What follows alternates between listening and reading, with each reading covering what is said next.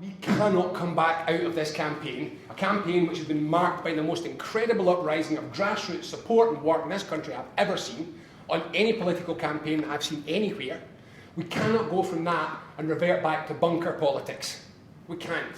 If we do that, everything's been a failure. Whether it's a yes vote or whether it's a no vote, if we come out of this and we go back to bunker politics, the whole thing has been an absolute mess. It's been a waste. Because it's not inherently England or Britain that's the problem, it's the politics of England and Britain that are the problem. It's the corrupted politics that they have at Westminster.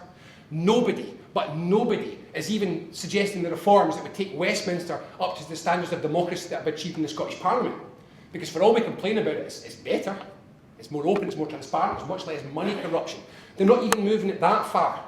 And what I want to do is take where we are with the Scottish Parliament and really move that forward.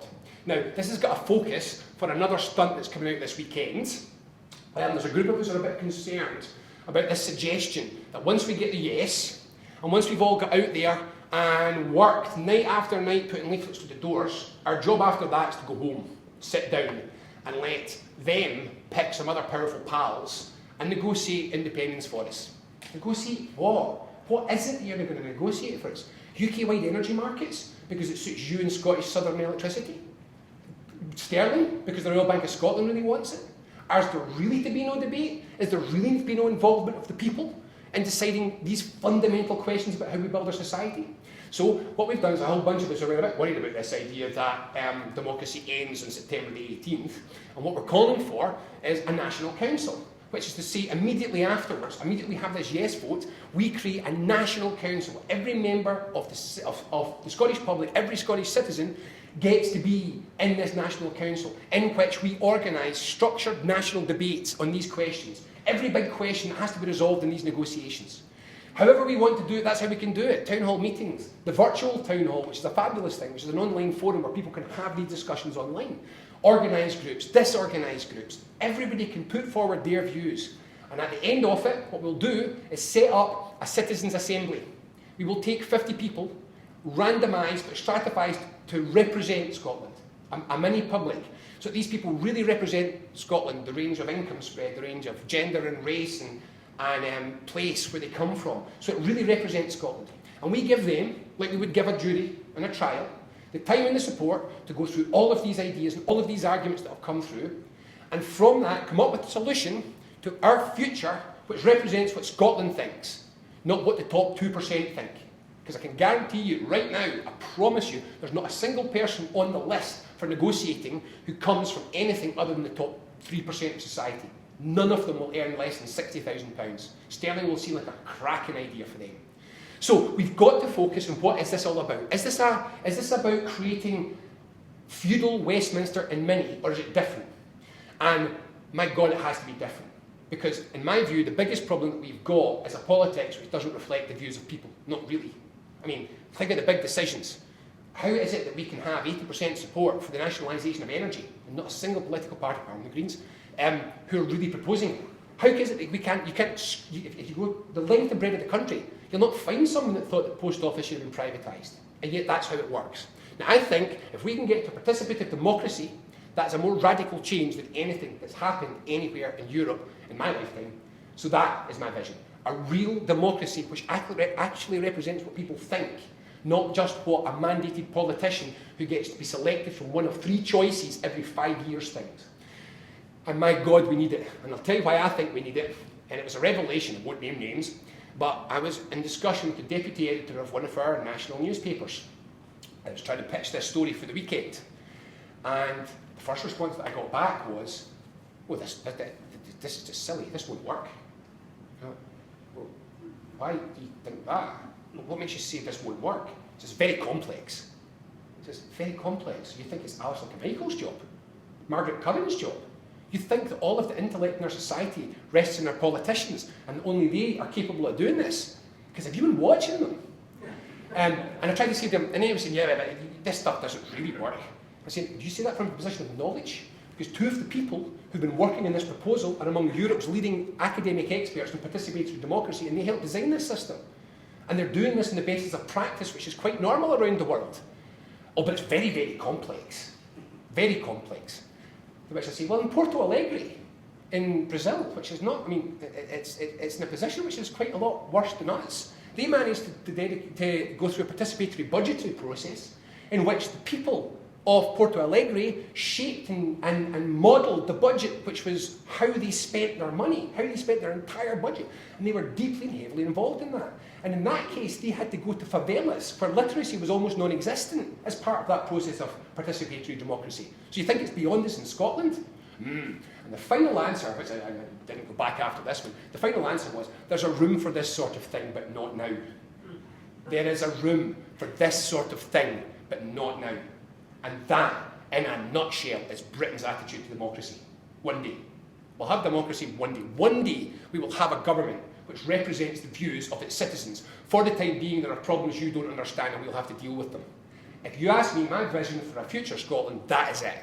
It's a Scotland in which this idea that there's a small expert class who know what we need and who know what's good for us, which is beyond our comprehension, is something which is not even, it's not a statement you could say in public, that it's something that is abhorrent to the idea of our democracy. That's where I want to get. And how do we do it? What do we do? Well, I commend to you to go and have a look at the report that we did in this. It's on the Reid Foundation website, reidfoundation.org. It's called By the People. And it's 5 simple things to restore democracy to Scotland. 1, let's get away from being the least locally democratic nation in the developed world. Not by a little bit, by a factor of about 50, Scotland is massively undemocratic. We have a local democracy which is neither local nor in any meaningful sense democratic. We need to change that. We need to change that immediately. Another layer of democracy which enables communities to make decisions for themselves. We are the only country in Europe where there's not one community, not a single community in our entire country that can make a single meaningful decision for itself. A city is not a community. South Lanarkshire is not a community. North Lanarkshire is not. Ayrshire is not a community. These are regions. We need community politics. And if we don't have that, then we will never have mature politics. Not least of which is because it's community politics. In a healthy democracy, it's a community politics that produces the national politicians. When you don't have community politics, all your national politicians come from within the researching community within a political party. It becomes a professionalised process of churning out the same people over and over and over again, almost like a photocopy. It seems to me that each generation of them is just worse than the last generation, and that's saying something. So, we have to get local democracy. We have to stop the patronage culture. It is amazing to me that I'm sitting today, opening the newspaper, not opening the newspaper, because you don't have to open the newspapers for Better Together propaganda, is always in the front. So I come down, and there it is again. 14 professors say that all education in Scotland will come to a crashing end, if there is independence. And by the way, a strong hint that the universities all agree. Well, sure, because there's nothing less democratic than a university. We are standing in an institution in which one principal can more or less, with his executive, appoint the entire court, which is supposed to hold them to account. And every single person on them, one member up there, there's a rector, and there's a trade union rep, and a student rep. And they're always structurally in the minority. That is the most important thing. So the court picks the next members of the court. So once you've stacked it with rich people, which every court in Scotland is, they pick more rich people for the next court, indefinitely. Never to represent the learning community, always to represent the elite. Well, what do they think? They think like all rich people, that things seem are basically fine, don't mess with it, and we know best. So what we've got to do is stop appointing rich people to positions of power.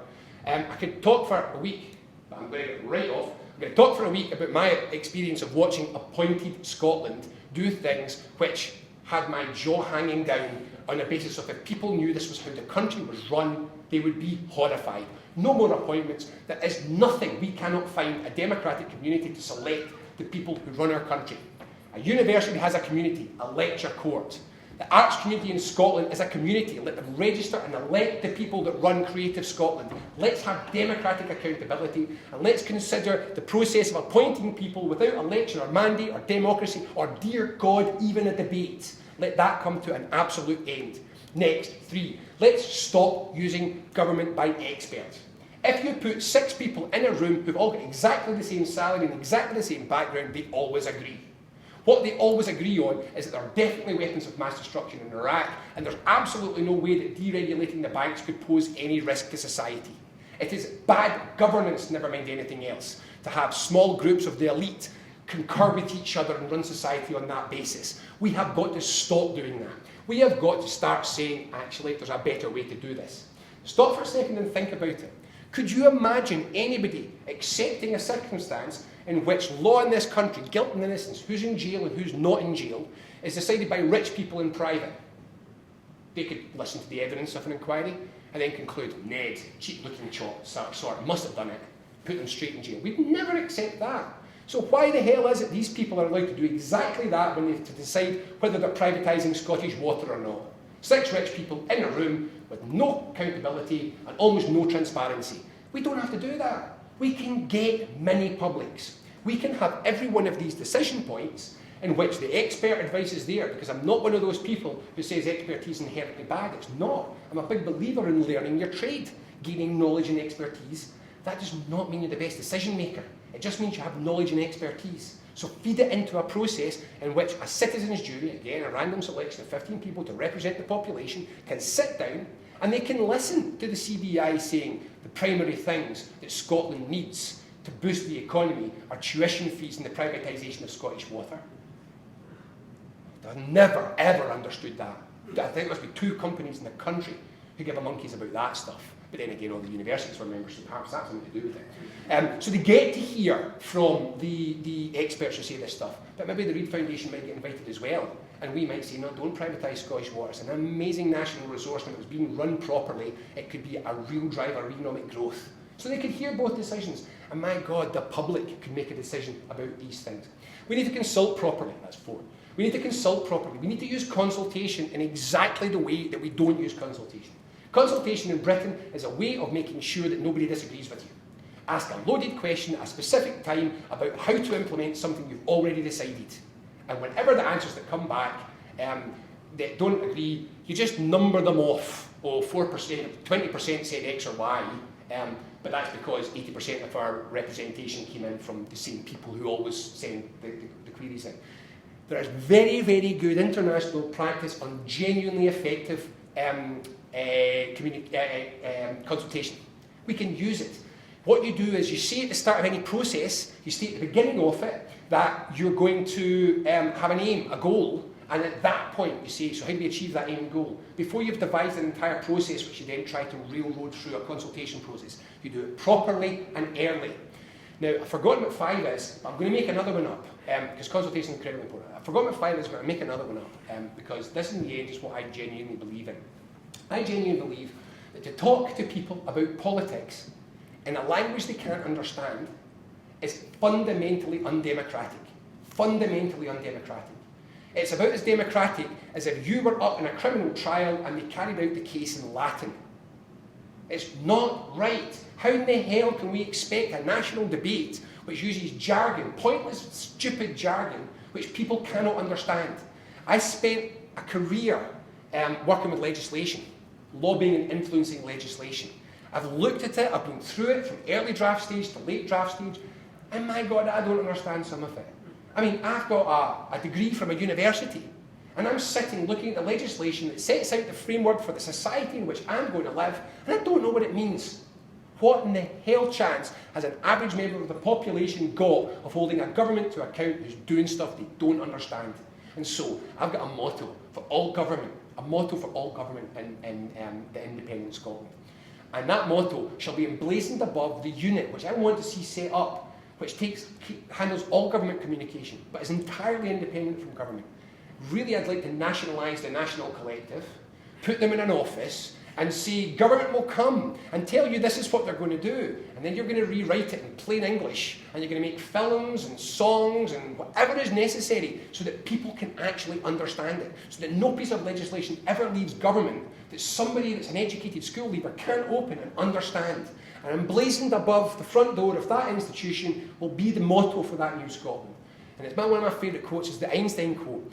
If you can't explain it to a 7-year-old, you probably haven't understood it yourself. Now, this is true. I've travelled, I do so many public meetings just now, I travel in the country, and one of the things people come up to me and say is, I understood that. I says, yeah, because I don't use jargon, or I try very hard not to. And if I come up against a piece of jargon that I don't seem to be able to avoid, I explain it so that you understand what it means. It just seems like a courtesy to me to talk to people in a way that they might understand. We can do this. We can all do this. In fact, one of my interesting experiences recently, most of the public meetings I do are not dominated by politicians. They tend to be non-politicians. They're here. But I did one quite recently, which was 2 people on who were lovely, but were certainly what you would call bunkerish, certainly old school politics, and both employed by the SNP. And at the end of the meeting, a guy came up to me and afterwards says, "Thank God you were there, because for the whole time I didn't really understand what they were saying." And I was thinking to myself, my God, this is the elite of our politics, standing in front of 60 people in a small town. And at the end of it, someone comes up and says, "You were the only person that I understood." My God, that's a serious problem, a very serious problem. What happens if we get this right? What happens if we get this right? We have a democracy, an actual, real, functioning democracy. A nation where its demos, its people, its constituents, see a government that somehow reflects them. Well, I've got a very simple thing. It's the only thing that I feel really strongly that I'm wanting in the written constitution for that independent Scotland. And it's the first line in that constitution for a new Scotland. And it should just say this: a state is an agreement between its citizens. It has legitimacy just as much as the views of those citizens are reflected. End of story. If we have a state that does not reflect what we think is not a state, it's a coup. We have to beat this way of thinking. We have to get out of a model which assumes that people are powerless. And if they do, oh my God, how exciting it could be. You have no idea how many meetings I've sat in. And people at the end of it say, I do the Commonweal pitch where I go with the policy stuff. People afterwards say, this is brilliant, how can we have it, how can we have it? I say, what do you mean? He said, well, who's going to give us this? Well, I'm looking and I think, is that how you think it works? Is that what we've come to believe in Britain? That someone has to give you it? Because there's a line, this manifesto, it's not a manifesto, this book, this Commonweal thing that's coming out next weekend, there's a phrase, it's got phrases that keep coming up in it, because I wrote it, but it's phrases that kept coming back up. And one of the ones I'm using a lot, and I'm using a lot more when I'm talking, is a simple message to people. Nobody's coming to rescue us.